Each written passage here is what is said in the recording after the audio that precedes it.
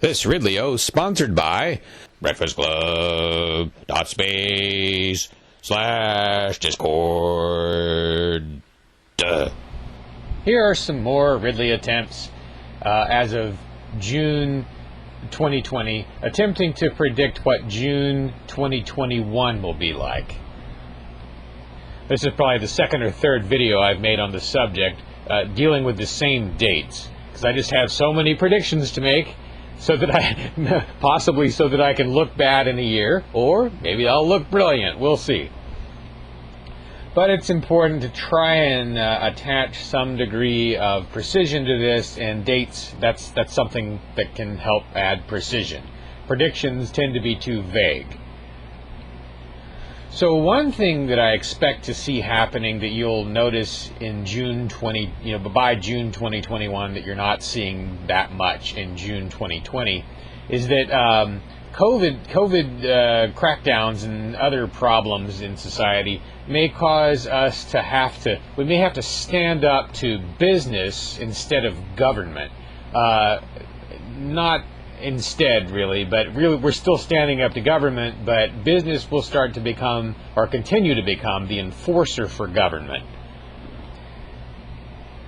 This is a concept and a problem that's old in society. In a sense, the slaves of old, the chattel slaves of the 1840 era in the United States, were in many cases enforcers for the slaveholders.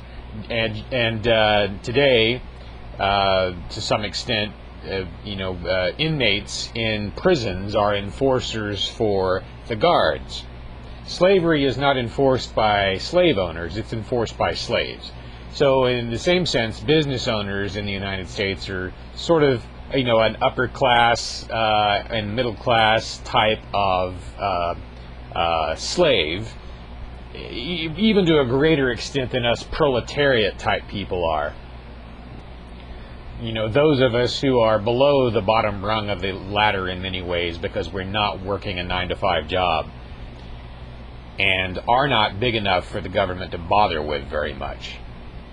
So obviously what you see right now is businesses kind of enforcing mask orders, in some cases orders that don't even exist. You saw my video in I guess May of 2020, where there was a major drug chain they've started throwing up this note on their front door that says, by order of the governor you must wear a face covering. But there is no such order. That sign's been up for over a month on multiple Rite Aid stores. So what happens if you're in a store, let's say right now, a store in Nashua, and most of New Hampshire you don't have to wear a mask, but in Nashua they actually passed a city ordinance. I don't even know how they did that, since it's not a home rule state. Cities are not supposed to be able to do that sort of thing, where they just make something illegal off the top of their heads. There has to be an authorization in state law for them to do that, but for some reason they just threw this ordinance in there that says, well, you gotta wear a mask all over the place in Nashua. I don't know exactly what the restrictions are, which places you can get away with not wearing one, but I think pretty much any indoor business you walk into, you've got to wear an F-bombing mask. And then I guess, pass out if you're one of the people that doesn't react to masks very well. So, for the most part, this is not going to be enforced by Nashua Police Department. In fact, they even talked about how they kind of don't want to enforce it. But if you walk into a mainstream store in there, you're going to, in many cases, have people messing with you.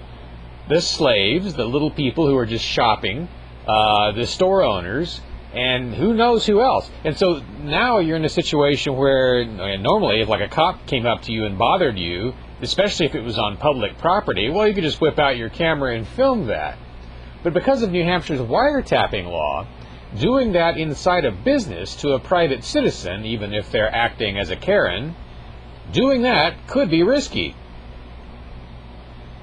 The wiretapping law generally is not enforced. It's especially not enforced when you're filming police, or at least they can't really win in court when they do that. But if you're filming a person who's just an average person who's walked up to you in a store and is being a Karen and harassing you for trying to protect your own health in some cases, because people don't necessarily react well to masks when they use them. Well, if you film that in a Dollar Tree or something like that, you're much further out on a limb than you would be if you were just filming a cop on a sidewalk, you know, especially a public sidewalk. So this putting all of us already in a dangerous situation, in a civic sense, in a legal sense, and a First Amendment sense. You know, I'm just not used to having to defend myself in a business with my camera by documenting the misbehavior that is being undertaken against me. I'm already pretty apprehensive about going into a business in Nashua. If I have to stay in there long enough, the masks that I own don't handle me real well, and I don't handle them real well. If I leave one on long enough, I get dizzy and I start wondering, am I going to come around with a concussion after collapsing and falling on the hard floor and my head hits first? And then is the store going to underwrite that? You know, my medical bills? Is the city of Nashua going to do it? I bet they're not. So imagine this particular craziness writ large, so that there's more and more types of things that businesses start enforcing on you as you try to go in and just live from day to day. I don't really know how to be specific in predicting how this will look in June of 2021, though. I really don't have any clear ideas in my head as to what would come next, but something probably will. Let's just say, to make it as clear as possible, it will be more than the kind of thing I'm complaining about at Nashua, and it will be in more places around New Hampshire. I could be wrong. You know, you could see a court case where Nashua gets completely struck down and it discourages all the other towns from doing this sort of thing, but there's all kinds of other stuff that could still be coming down the pike that makes my prediction come true overall. One possible way to react to this would be to sort of find a way of confronting businesses that you do not frequent, so that you can not be banned from engaging in an activity that you like to engage in, right? Like, I don't like to shop at what's that bath store, Bed and Bath or whatever it's called. I mean, I hardly ever go in there. The prices are too high. Bed Bath and Beyond or something like that. So that would be a good store for me to stand up to, because I do not need them. I don't know exactly how I'd stand up to them. Maybe by protesting in front of the store if I hear that they've done something to a customer. I haven't heard any such thing about them, by the way. But, you know, in turn, the people who don't shop at Walmart can go protest the Walmart when the Walmart does something to me. That would be, and it would be nice if that could be tokenized as a currency of some sort, you know. I don't know how that would work, but it certainly could be done. Protest tokens, right? To make them sort of interchangeable in some way, so that your protest becomes worth something. I don't know how this would work, but the platform on which one would do something like this is called the I think it's the Simple Ledger Protocol, or the Simple Ledger Platform, SLP tokens that work on Bitcoin Cash. Google them. But it's the same. It's like this. You know, people are always like, they think they have to stand up to their own town. They can't stand up to the town 3 miles away or 30 miles away, and that's a mistake. It's a trap that people fall into. You're better off actually standing up against something you don't need, and you may need your town, or your town may be more likely to come down on you than a town you don't live in. So it could also be with businesses, as we consider activism options. In any case, whatever you do in terms of getting video in New Hampshire, you gotta remember, if you're on private property, you're dealing with private people especially, you gotta tell them you're audio recording. And it's better, if possible, to be wearing a button that says, I'm audio taping, in case you forget to tell them, which you will in many cases. If you record in many cases. one thing I've noticed that I've had to change is, normally I would go to government meetings. If I want to do activism against these crackdowns, the normal thing to do would be go to government meetings, stand outside where the government bureaucrats and politicians will walk back and forth, and then ambush interview all of them if I can. Well, now I've switched to, okay, where is a location where a lot of bureaucrats are coming and going? And when would they be coming and going from that location? So one location that worked out well for me was the back entrance to City Hall in Keene at closing time, around 4 p.m. I did get to ambush interview a lot of bureaucrats that way. We cannot let them put us into a position where we're unable to go confront these people in person. So, anyway, what's another prediction I should make? Okay, so between June 2020 and July 2021, I'm recording this, by the way, on June 23rd. During that period, there will be some, I would say, roughly three major aftershocks triggered by both the either the economic dislocation or the COVID crisis.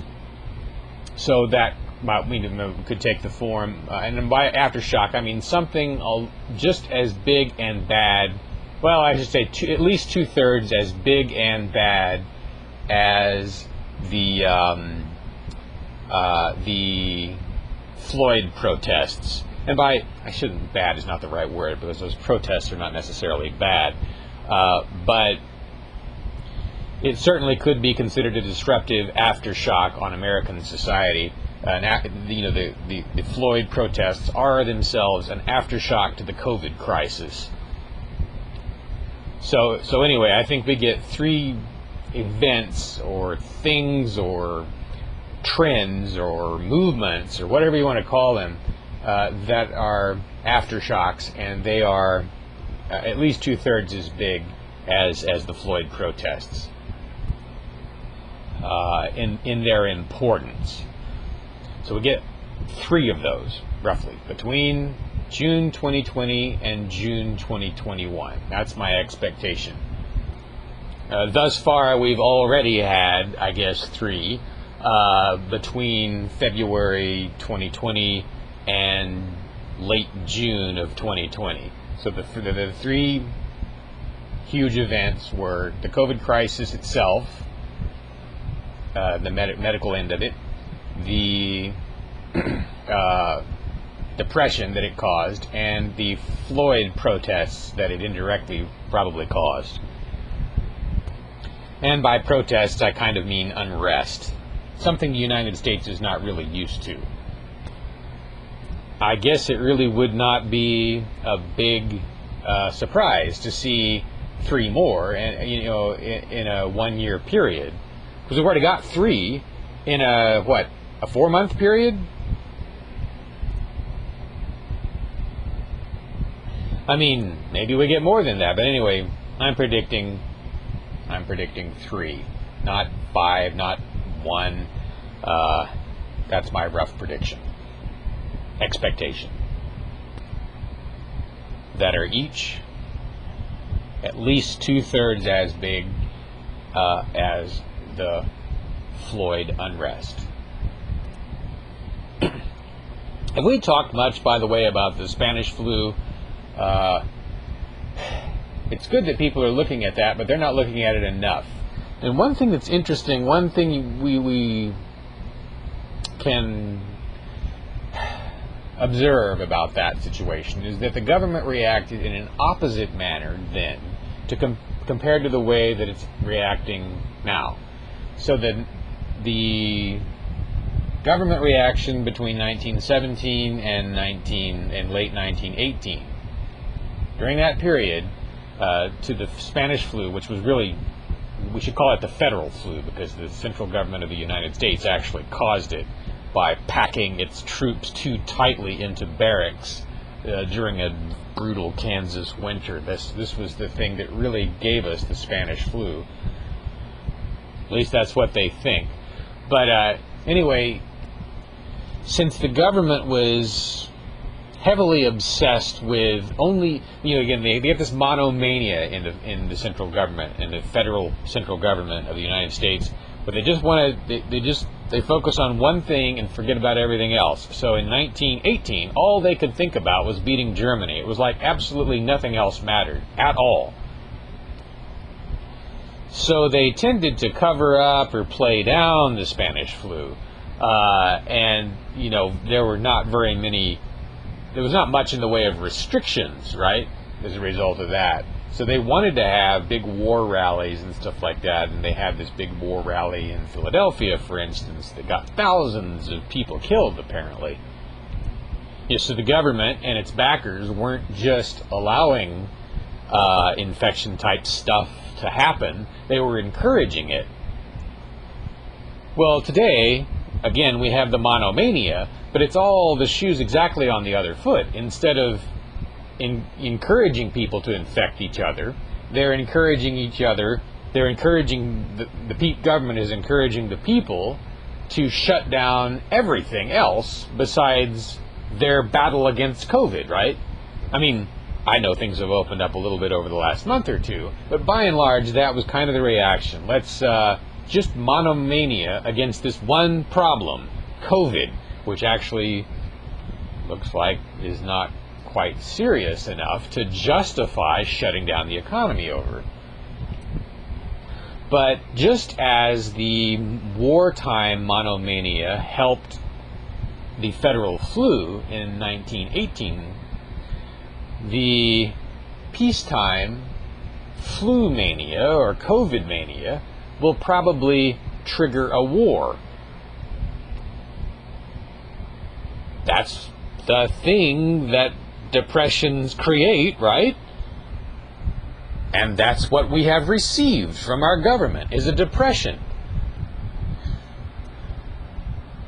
So, if the historical trend continues over the next 50 or 100 years, it wouldn't surprise me if you see the shoe back on the other foot, and the government goes back to 1918 mode, where it is downplaying a major epidemic because of the fact that it is going monomaniacal on some other thing. Because there could be some other thing going on in the year 2025 or 2030 that has got them focused on it rather than on biological crises. Maybe at that point they'll be in monomania over global warming, or they'll be in monomania over a war. And because of that, playing down the plague, which of course by that time might not be biological. If we're talking 2030, it'd be more likely to be a nanotech plague of some kind, along the lines of the melding plague in Alistair Reynolds' novels. Again, biotech or biological threats are not likely to be that big a deal 10, 20 years from now in the 2030, 2040 era. Ray Kurzweil thinks they will fade as a threat because of the fact that nanotech will deal with biological threats. It will, in fact, be so powerful that it will become a threat in and of itself. Something is going to make humanity sort of forget the COVID thing. Not completely, but it's just going to, the obsession over it will be replaced by some new obsession. Maybe I should say the COVID plus Floyd crisis will be overshadowed. Because one could already make the argument that COVID has already been overshadowed by Mr. Floyd. Rest his soul. I have a piece of news I've been neglecting to tell you from Jeremy Samphir, New Hampshire liberty activist. Quote, Littleton NH removed playground equipment so children can't play at the park. Pure insanity.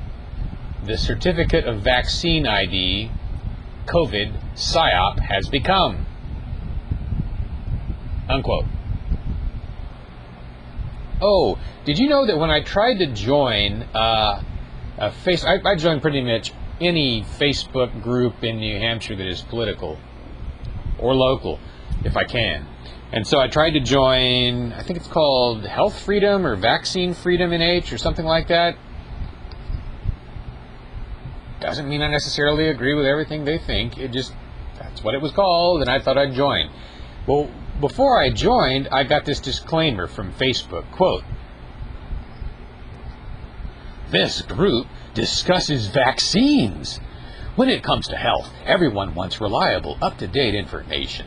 Before joining this group, read information from the Centers for Disease Control, CDC, that can help answer questions you may have about vaccines. Go to cdc.gov." Unquote. Well, who are they to tell me that that's the source I should use, right? I mean, they're just Facebook.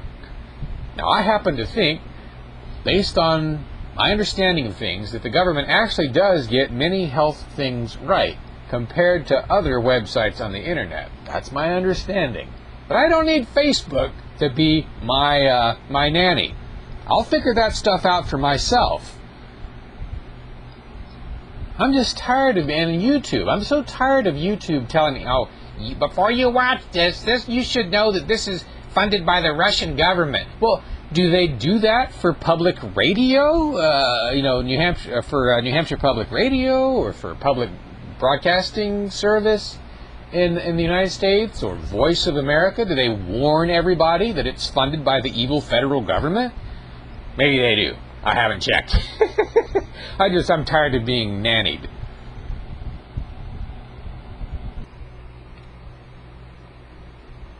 I also wanted to talk about a little bit about what I would like to think is the subtlety of my position when it comes to public policy on COVID and stay-at-home orders and business restrictions. The thing people seem to keep forgetting as they discuss these kinds of things, most people are looking at public policy on COVID from a point of view of, well, what will work out best? What will result in the fewest deaths, or what will result in the least disruption to businesses? Which government course of action will do that? But I look at it actually a little differently. I ask myself, which course of government action will do the least harm directly, or more specifically, which will involve the least expense?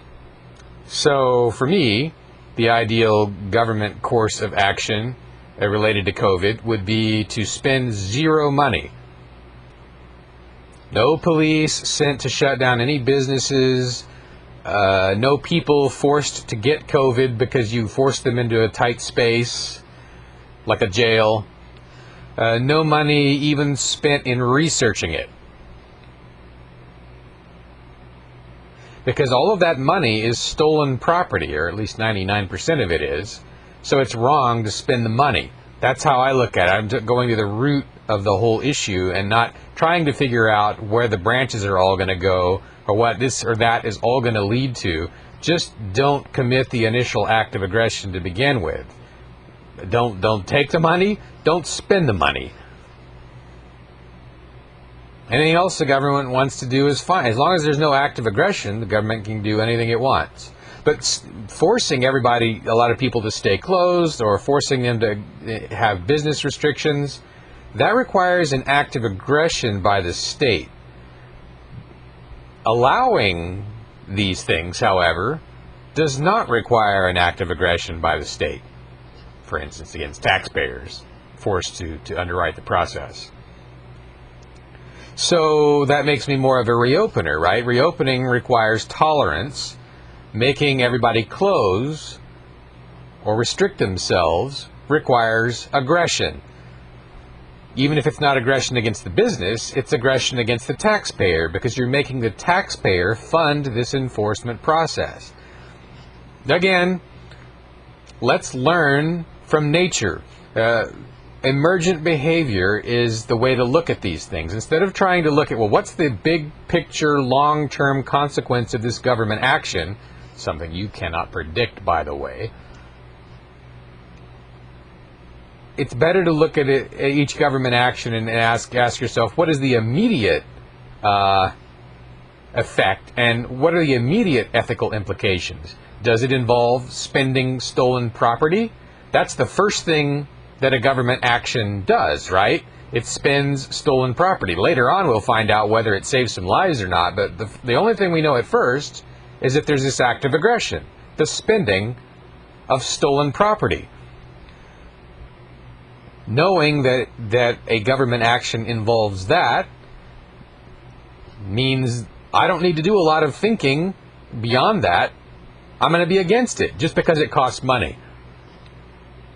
Taxpayer money. In order to advocate for the government doing something, like some shutdown or some enforcement, you must, by definition, as long as that money is taken with tax dollars, you must, by definition, be making an ends justify the means argument. You can't say there's no government program funded by taxation that does not fall into this trap, right? It's all end justifies the means. Well, if we just put money in this global warming thing, it will save all these lives. Well, that's the end, but the means is theft. So even if your end comes about, you're still an end justifies the means goon.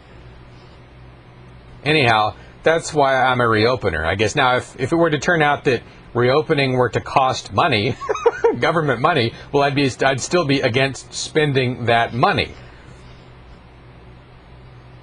Again, we want to be against all acts of aggression. Everyone thinks that they are against all acts of aggression. That's how mainstream this concept is.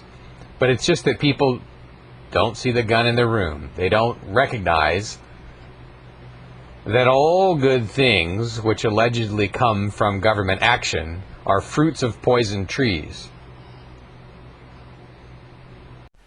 This Ridley O sponsored by Breakfast Club .space/Discord.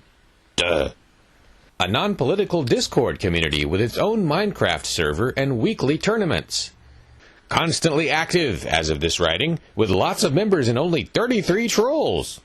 33 of whom appear to be in detention currently. Whoop, make that 34. Oh, and they have weekly tournaments. Their Discord is easy to use, and the Minecraft server is Java version, survival mode. Breakfast Club .space/Discord.